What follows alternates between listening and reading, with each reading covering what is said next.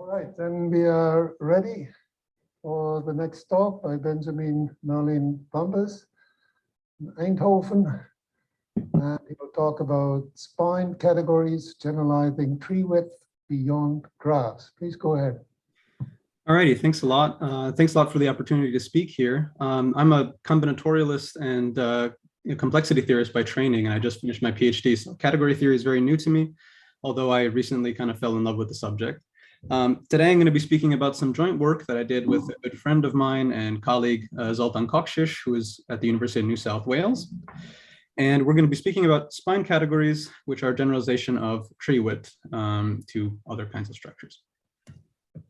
Alrighty, so let's get into it. As a brief overview, I'll give you my perspective on what tree decompositions are for, what tree width is for, introduce it to you by picture, and then speak a little bit about our formalization in terms of spine categories, our main results, and then a little view towards the future, what might come. All right, so the basic thing is that most computational problems are NP-hard. At least the computational problems that are interesting tend to be NP-hard.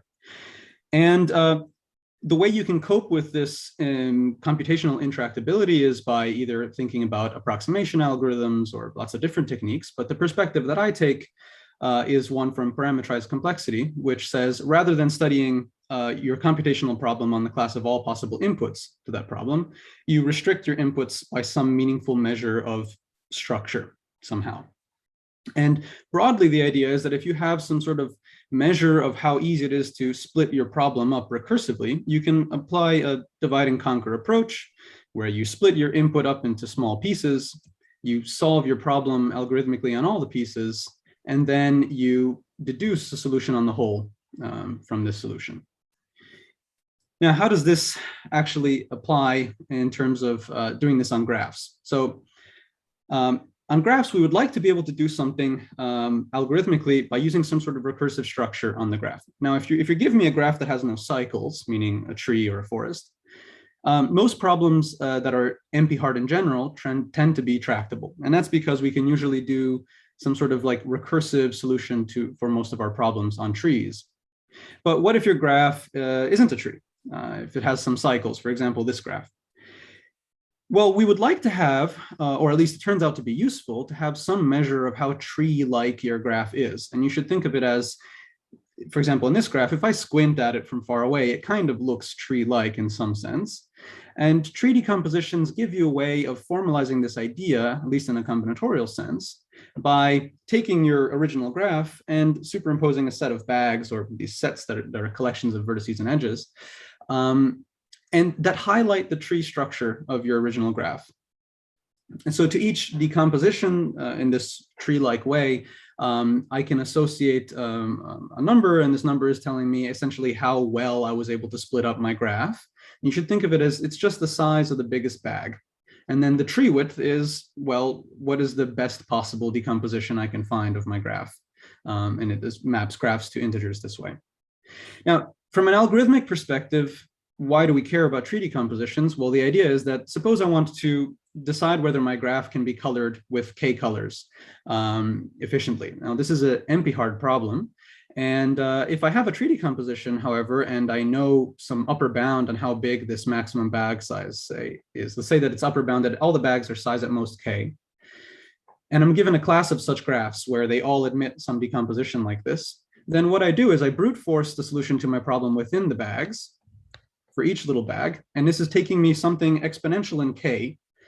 But then I can join all the bags together and essentially see which colorings agree along bags. And the key punchline is that my running time is now of the form f of the kn, which is linear in n, but possibly exponential in k. Now, if I'm given a class of graphs that admits decompositions where the bags are upper bounded by something, now I have a linear time algorithm for a problem that was originally NP-hard. Of course, it's not on all inputs, it's on inputs that are sufficiently nice. But the key point is that this algorithmic power of tree decompositions is well known and recognized, and we have, in fact, lots of important theorems in this direction, one of which is Corcell's theorem, saying that all problems that I can express in some variant of second order logic on graphs can be solved in linear time on classes of bounded Treewidth. So this is a pretty big deal. I just realized there's okay, I'm just checking the chat here. All right, so there's lots of ways of finding decompositions on graphs, and tree decompositions really are the most important ones. But usually we would like to generalize these notions from graphs to other kinds of structures. And us combinatorialists have done this in lots of cases. Usually it requires lots of effort. Usually it's also ad hoc for each specific case. Maybe we're looking at directed graphs or graphs that change with time, etc. And so this kind of bothered me, and I wanted a nice uniform definition of Treewidth, and possibly something that was functorial, since at the time I was just starting to learn category theory. So this was kind of what I was into.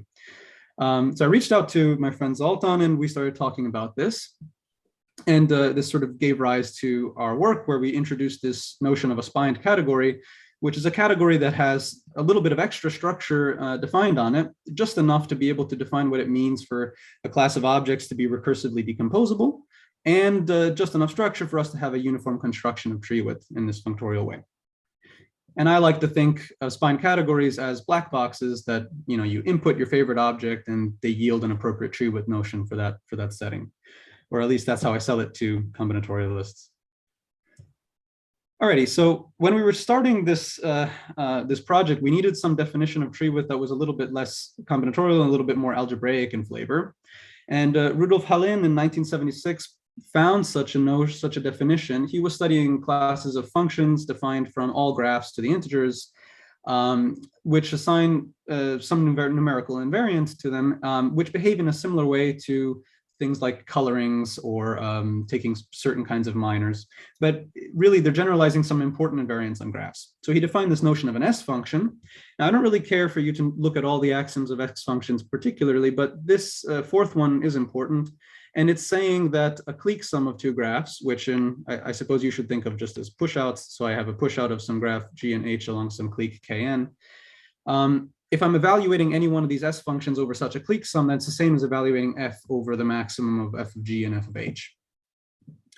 And Hallin proves a theorem saying that if I look at the class of all S functions, this forms a complete lattice, and the mapping that takes every graph to Treewidth plus 1 is the maximum element of this lattice. So when I saw this for the first time, I thought this was a pretty beautiful theorem, but also an interesting possibility for us to try to generalize this whole construction and try to see if we obtain a similar result.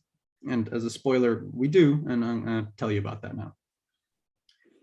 All right, so I pointed out this fact that there's this clique sum operation that looks kind of like taking pushouts, and perhaps we could categorize Treewidth as some sort of like pushout preserving functor or something like that. Now, the first thing is we might want to try this over the category of graphs and homomorphisms. Oh, by the way, whenever I'm speaking about categories of graphs, I'm assuming irreflexive graphs with, there's no directions on the edges and there's no parallel edges either. These are sort of like the very combinatorial description of a graph. But anyway, if I look at homomorphisms as my arrows, then already this is no good because Treewidth is not monotone with respect to this. In fact, there is a homomorphism from the cycle on 4 vertices to the complete graph on 2 vertices, and Treewidth is increasing when you go from the complete graph to the cycle. Well, one easy fix you might think is, okay, well, I go from the graphs and homomorphisms to graphs and monomorphisms, meaning subgraphs. Well, think about this square here of monomorphisms. If this were a pushout square in graph homo, it doesn't actually translate to a pushout square in graph mono because K2 has a map to itself, but unfortunately, this graph, which is isomorphic to a path on 3 vertices, doesn't have an injective homomorphism to any graph on 2 vertices. So, okay, perhaps we have to try and think about this a bit more. So we define a spined category to be a triple consisting of a category C, an n-indexed family of objects in C, which we call the spine, and this operation P called the proxy pushout.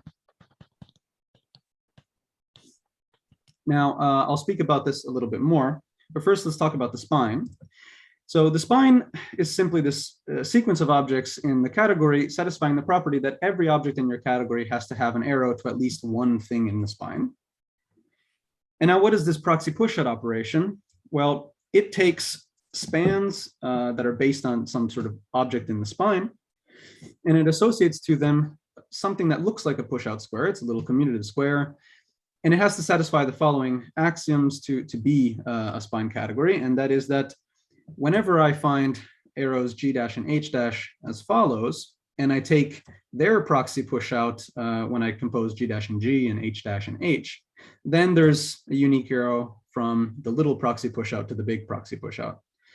And roughly, at least the way we were thinking about this is, well, we wanted to have something that behaved like pushouts. And so we thought, what does the category graph mono remember about the pushouts in the category graph homo? And then we tried to just write this down and use this as our construction. All right, so we define these spine categories. We better have some examples of these things. And we do. So one example that's useful and quite easy is take your base category to just be the naturals under the usual ordering. Your spine is, well, everything, all the natural numbers, and you take as proxy pushout just this maximum operation. So you can check, and this satisfies the axiom, so this is a spine category. Another example that I was alluding to throughout is I take as my base category, I have graphs as objects, injective homomorphisms as arrows. I take all the complete graphs as a spine, and every graph is a subgraph of some complete graph on sufficiently many vertices, so it satisfies the first axiom. And then I take this clique sum operation, which I'm writing in combinatorialist notation, but it is just the usual pushout in graph homo. And I take that to be my proxy pushout operation.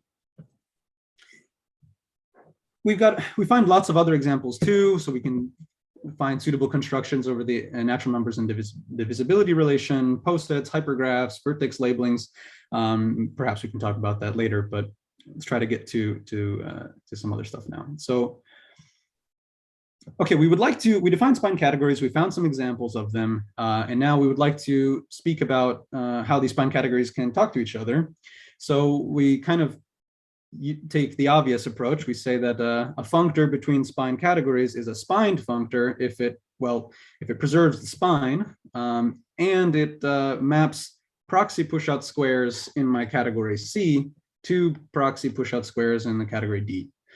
Now, this definition is kind of on the nose, and I know that for some people this is perhaps not as an evil definition. For what we're doing, it doesn't really matter. However, if you feel like you would like to have a slightly more isomorphism variant definition, then feel free. We can also talk about it later. But anyway, we've got this mapping of between spine categories, and this defines a spine functor. Now, if we take the codomain of this spine functor to be actually the spine category nat, then we call these S functors in a reminiscent terminology of Hallin's S functions between graphs. So hopefully you can see where this is going now. All right, so Hallin had this theorem saying that the set of all S functions forms a complete lattice, and Treewidth is its maximum element. So the first thing we might want to see is, well, can we show that S functors form something similar to a complete lattice? And yes, we can. It's not too hard, but also too long to do in a talk. So I'm just going to state it. But yes, the S functors form a joined semilattice, which for what we're doing is enough, because this tells us that there's a unique maximum element. And so now the question is, can we actually characterize this maximum S functor? So we make a few observations. The first is, well, by the first property that all S functors have to satisfy, we know that any two S functors have to map anything in the spine to the same number. And so we say, okay, well, let's turn this into a definition, perhaps. So let's just say that an object in our category is pseudo-chordal, where the terminology is borrowed from graph theory, if any two S functors agree on that object. So associate to that object the same natural number. And the intuition here is that on any pseudo-chordal object, we already know the value of the maximum S functor, because in particular, this is the same as the value of any S functor for these pseudo-chordal objects. The pseudocordal objects, you can show that they're closed under taking proxy pushouts.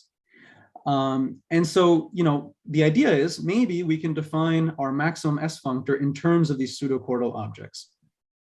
And this is what we're going to do. So in any spined category, C omega P, such that it admits at least one S functor F, we define this mapping delta C from the objects in C to the naturals as follows.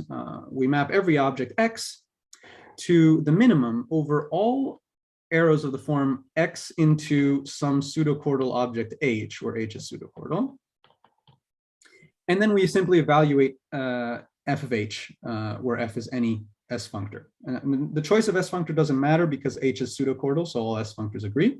And we're just taking this infimum over all of this. And we call this a triangulation number. Okay, so this is the definition of our Treewidth analog, and I'll give you some justification as to why this is a Treewidth analog. So our main theorem, you can think of it as a sort of dichotomy theorem. It's saying that either your spine category is maximally bad, meaning that it admits no S functor at all, or it's maximally good, meaning that it admits an S functor. And in particular, we know that this triangulation number happens to be a functor, it happens to be an S functor, and it happens to be maximal. So it's, I found this quite satisfying that we have this sort of dichotomy going on. And now the question is, okay, well, we did all of this abstraction. Does it actually give us Treewidth when we instantiate it over categories where we know what the answer should be? And the answer is yes. So if we take our base category to be graphs and monomorphisms, then we get Treewidth as our triangulation functor. And if we take it to be hypergraphs and hypergraph homomorphisms, then we get hypergraph Treewidth as our triangulation functor. And in fact, we get this over also some other combinatorial examples of Treewidth that are known. And I should mention that the way we're defining, perhaps just going back a second, but the way we're defining this triangulation functor, it's taking objects in our category to these pseudocordal objects H. And there is a correspondence that the way we actually show that this agrees with Treewidth is that we can characterize a certain subsets of all pseudocordal objects and show that these give you tree decompositions in the regular graph theoretic sense. So, so yeah, I was very pleased when all of this worked out. So, okay, so the summary very briefly of what we did is that we started off with a bunch of intuitive notions that in graph theory, people have been waving about as sort of catch-all umbrella terms for a long time now, over 30 years, but no one really had a formal definition of what class of decomposable object should mean, about what a recursive decomposition should mean, and what a width measure should mean. I'm not claiming that we have the catch-all definition, but I am claiming that we have at least a definition of all of this. So we formalized this notion of a class of recursively decomposable objects as spine categories. We have a notion of recursive decomposition when we call these pseudocordal completions, which are namely any arrow from some object H to some pseudocordal object H. Sorry, any arrow from some object X to some pseudocordal object H. And we formalized the notion of this width measure, such as Treewidth, as a triangulation functor over your spine category. All right, so from my perspective, this work was satisfying, but at the same time, it almost opened more questions than it answered. And so I would love to have more examples of spine categories. I have some joint work going on with Zoltan Kokshish and some Karl Heuer, University of Berlin, on the combinatorial side. We'd love to have more algebraic examples. So if you guys have any ideas, I'd love to hear it. Also, I think that there's some interesting connections with the work that Buys and Corcell did on structured cospans. I've been speaking to Jade Master a little bit about this, so perhaps there is, but again, I haven't really looked into this enough to really know. So consider this more of a question to you than anything that I'm claiming. And in terms of like where we're going with this, really our ambition is to obtain eventually a categorical version of Corcell's algorithmic meta theorem. So we'd like to say something about what problems I can solve when doing the sort of recursive problem solving over these decompositions.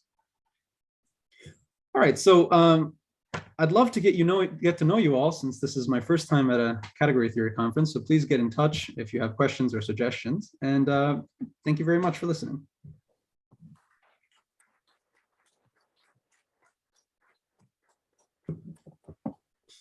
Thank you, Benjamin.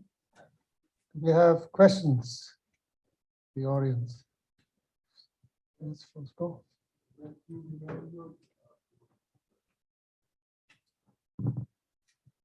Thank you for the very nice talk. You introduced pseudocordal objects as objects with a certain property. I was wondering if it's possible to characterize them or even to compute them somehow in fixed points for functors comes to mind, or maybe anything else. So thanks for the question. So we, in our paper, we actually distinguish pseudocordal objects and also this other thing called chordal objects, which you can think of as sort of the smallest set of pseudocordal objects that's closed under proxy pushout operation.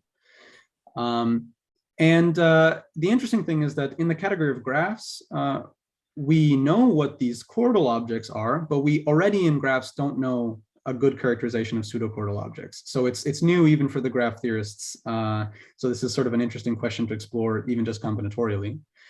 In terms of computation, we have an implementation that I think Zoltan wrote up because he gave a talk about this at Applied Category Theory a few months ago. So there is some code on GitHub that I can link to you if you, I'll send you an email. That actually computes these triangulation functors and finds a best possible decomposition. So we can compute these things when our category is sufficiently nice. You know, we've got, finite Hom sets and a bunch of other assumptions that make the category sort of nice enough to play with in that sense. But in terms of a deep understanding of what pseudochordal objects actually look like in some nice instantiations, I don't know how to answer that. And I'd love to find an answer to it, so. Thank you very much. That's all very interesting. Thanks. Thanks. Is there another question in the audience first?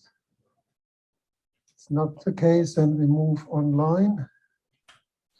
Hi, Benjamin. Thanks for a great talk. I really enjoyed it. So I have a question about the way you formulated these spined categories. So I mean, the way you've presented it, it seems as though this notion of the spine and this notion of the proxy pushout are somehow intertwined. But I guess from my perspective, so me and Bryce and Mike have been studying the category of asymmetric delta lenses, and we have a notion that kind of, so it's a kind of pullback, which is not really a pullback. And I mean, since watching Zoltan's talk, we've started calling it a proxy pullback. I guess I'm interested to know sort of how independent, at least in sort of the way you're formulating things, your proxy pushout is from this notion of a spine, or why you've kind of intertwined them in this way. Oh, I think that perhaps the fact that they're intertwined was just, I didn't want to overload you with tons of definitions in a row. So just going back to the slide where we have the definition. So you don't actually have to intertwine them. You can define a proxy pushout, without knowing about the spine. But from our perspective, we were just thinking, well, what is for which objects does it have to be defined for our theorems to go through? And we really only cared about spans coming from things in the spine. And to have proxy pushouts defined on those, but there's nothing really stopping you from defining it more generally. In fact, I'm doing some stuff now with Jade Master, and we've been thinking about proxy pullbacks and defining them, without a spine at all, because we're doing some other stuff. Yeah, sorry, I forgot maybe what your question was. Does that answer your question? I think you've answered my question. Okay, great. If you're thinking about that, I think Mike, Bryce, and I would love to know more about what you're thinking in terms of defining a general notion of proxy pullback, because this is something that we're thinking about as well. I mean, I'd love to just, let's get in touch. We should chat about this. Awesome. Thank you. Thanks. All right. Is there another question? Yes. Move to the next one online by All right, please go ahead. Hey, Benjamin, thanks for the talk. That was very interesting. Just building on what Matt said as well. I mean, I haven't thought through the details, but maybe the category of categories, you know, might form an example by taking your spine to be, you know, either the n simplices or maybe the, you know, co-discrete category on n, so the kind of groupoid, you know, version of that. And then possibly also if you take lenses as your morphisms, then you could take that. I mean, does our basically the question is, are categories a possible example that you would have thought of? That's the question.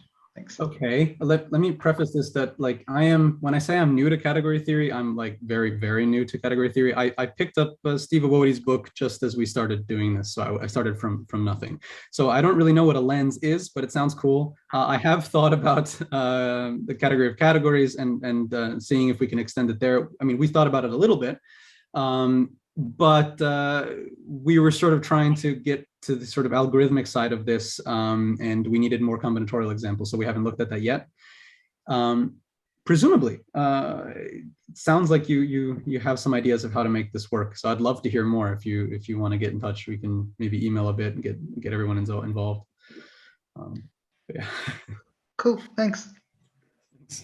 Okay, that is all for now. It seems that the talk gave rise to new questions and potential future collaboration. It's always good to hear. And now we have a coffee break until we meet again at 11 o'clock.